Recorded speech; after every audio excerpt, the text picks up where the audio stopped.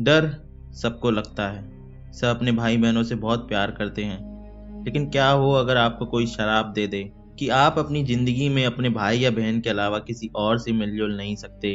The logger कहानी है एक ऐसे घर की जिसके 3 नियम हैं। पहला, आधी रात के होने से पहले सबको सो जाना है। दूसरा, किसी भी तीसरे इंसान को घर के अंदर नहीं घुसने देना है। और तीसरा, कि कभी भी एक दूसरे को अकेले नहीं छोड़ना है। अगर किसी ने भी इन तीनों नियम में से एक भी नियम को तोड़ा तो उन्हें सजा मिलेगी, और सजा देंगे वो लोग जिन्होंने ये नियम बनाए हैं, जिनका दिया हुआ श्राप ये घर झेलता है।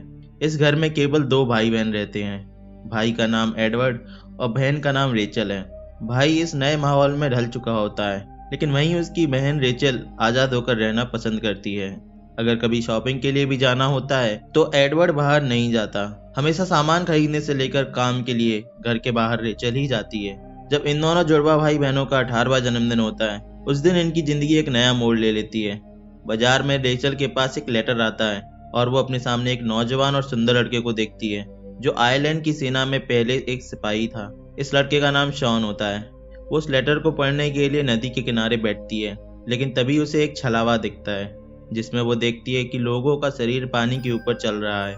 इसके बाद रेचल घर आ जाती है और वो एडवर्ड को बताती है कि उनके पास जितने पैसे थे वो खत्म हो गए हैं और कल उनका खानदानी वकील उनसे मिलने आएगा। इसके बाद वो अपने कमरे में चली जाती है और शान के बारे में सोचने लगती है। लेकिन तभी वहाँ पर एडवर्ड एक बर्ड केज के साथ आता है। यहाँ पे इन दोनों की बात होती है और हमें पता चलता है कि दोनों के पेरेंट्स कुछ साल पहले ही गुजरे थे और उन्होंने ही इन दोनों को इन 3 नियमों के बारे में बताया था। उसी रात रेचल नहाने जाती है और तभी अचानक से उस बाथरूम का डोर बंद हो जाता है। यहीं हमें पता चलता है कि ग्राउंड फ्लोर पर लकड़ी का एक ढक्कन है और उसी के अंदर से एक काले रंग का पदार्थ निकलता है, और यही हैं वो लोग जिनकी काली शक्तियों से ये घर शापित है। अचानक से बाथरूम में कुछ भूतियां आवाजें आने लगती हैं। इस सब से रेचल डर जाती है। अगले दिन मिस्टर बर्मिंघम नाम के एक ओल्ड मैन मेंशन यानी उन दोनों के घर का दरवाजा खटखटाते हैं। ये वही वकील है जिसके बारे में पहले बात हुई थी। वकील कहता है कि उन्हें अंदर आके एडवर्ड से कुछ बात करनी है, लेकिन रेचल उन्हें बाहर रोक के रखती है क्योंकि आपको याद होगा ये शराब के नियमों के खिलाफ है। इसके बाद रेचल वकील को एक मोतियों का नेकलेस देती है, जिसको देते हुए वो वकील को बताती है कि वो नेकलेस को बेच दे और इससे जितने पैसे मिले वो वापस कर दे। दूर से शान ये सब देख लेता है। इसके बाद रेचल मिस्टर बर्मिंघम को घर से दूर ले जाती है, पर घर में अनहोनी की आहट होने लगती है। एडवर्ड को उसी लकड़ी के ट्रैपडोर से कुछ आवाजें आने लगती हैं, जैसे उसे वो बुरी ताकतें कुछ बता रही हों।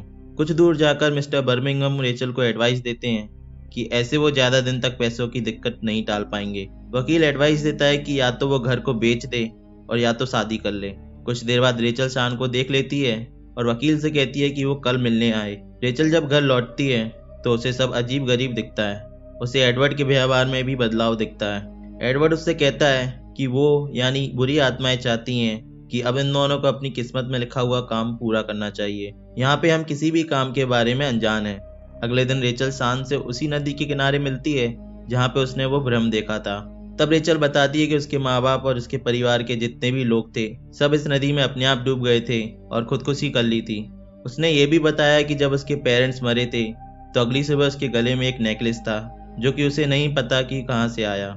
इसके साथ साथ वो शान को ये भी बताती है कि वो महल की आत्माओं के द्वारा शापित है।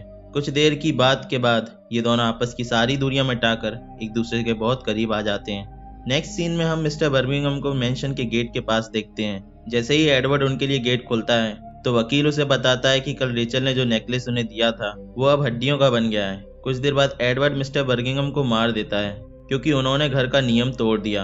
रेचल घर आती है और एडवर्ड से बोलती है कि कल मैं ये घर छोड़ के चली जाऊंगी, चाहे तुम चलो या ना चलो। इसके बाद रेचल अपने कमरे में पैकिंग करने लगती है, लेकिन तभी उसके साथ कुछ डरावनी चीजें होने लगती हैं। प्रेत आत्माएं उसे डराने लगती हैं और हमें सीधा अगले दिन का सीन दिखाया जाता है जब रेचल नींद से जाग जाती है। उसी दिन रेचल शान की बहन से मिलती है, जहाँ पर वो रेचल का नेकलेस लौटाती है, और जैसे ही वो अपना नेकलेस खोलती है उस नेकलेस में उसके मॉम और डैड की फोटो बनी होती है। और यहाँ पे हमें पता चलता है कि रेचल और एडवर्ड के मॉम और डैड भी एक दूसरे के सगे भाई बहन थे। रेचल जब घर पहुंचती है तो उसकी एडवर्ड से बहस होती है और उसके बाद एडवर्ड बताता है कि ये श्राप उनके खून में है। ये श्राप और बुरी आत्माएं चाहती हैं कि वो दोनों एक दूसरे के करीब आएं और एक दूसरे का वारिस दें ताकि ये खून कभी खत्म ना हो। इसके बाद एडवर्ड को रेचल धक्का दे देती है और कुछ सेकंड्स बाद बेहोश हो जाती है। एडवर्ड रेचल को उठा के अपने माँ बाप के कमरे में ले जाता है, लेकिन तभी शान वहाँ आ जाता है। रेचल जाग जाती है और देखती है कि उसका डोर बंद है और वो दोनों बाहर कुछ बातें कर रहे थे। इस बातचीत में एडवर्ड शान पर हमला करने की कोशिश करता है और गलती से अपने आप को ही चाकू मार देता है। इसके बाद रेचल का गेट अपने आप खुल जाता है और वो कमरे के खुलते ही अपने भाई को अधमरी हालत में देखती है।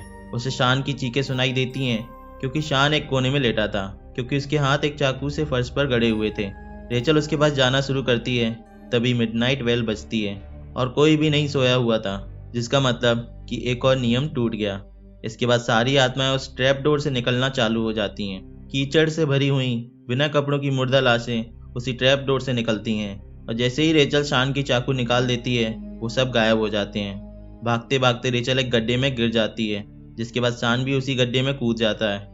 और देखने वाली बात ये थी कि उस गड्ढे के अंदर महल का ही एक उल्टा स्वरूप था। शान रेचल को देखते ही उसके पास जाता है, लेकिन तभी वो लाशें शान पर हमला कर देती हैं और रेचल से दूर ले जाती हैं। वो लाशें अब रेचल को भी घेर लेती हैं, लेकिन रेचल वहां से ऊपर निकल आती है और अपने आप को उसी तालाब में पाती है जहां उसके पूर्वजों ने खुदकुशी की थी। रेचल बच गई पर शान नहीं।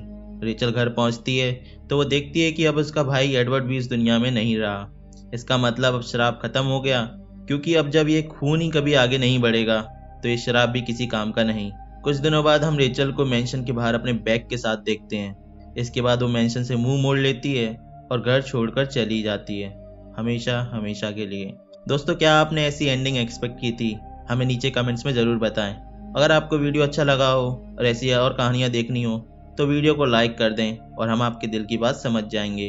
अगर आप इस चैनल पर नए हैं तो चैनल को सब्सक्राइब करें और बेल आइकन दबाएं ताकि ऐसे और भी वीडियोस हम आप तक लाते रहें। जल्द मिलेंगे एक ऐसे ही वीडियो के साथ, तब तक के लिए धन्यवाद।